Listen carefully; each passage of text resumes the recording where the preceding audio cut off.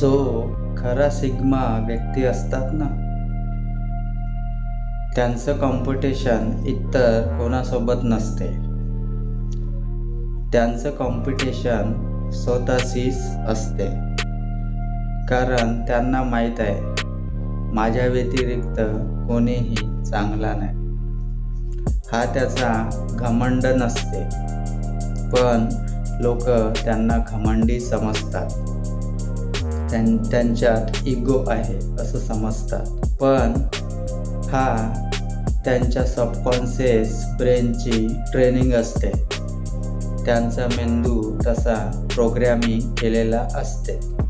त्यांचा मेंदू त्यांना नेहमी सांगत असते, मी सगळ्यात बेस्ट आहो.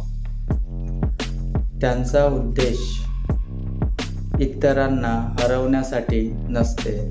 त्यांचा एकच ध्येय असते, मी कसं जिंकू शकतो. त्यांचे नातेसंबंध खूप कमी असतात आणि त्यांचे मित्र काही गिने-चुने असतात. त्यामागे कारण असते, त्यांना बॉडी लँग्वेज बघून लोकांना ओळखता येते. लोक खरे आहे की खोटे आहे. त्यांच्यासोबत एखादी खोटे वागण्याचा प्रयत्न करत असतील तर मग 1 दिवस, 2 दिवस, तिसऱ्या दिवशी समजून जातं.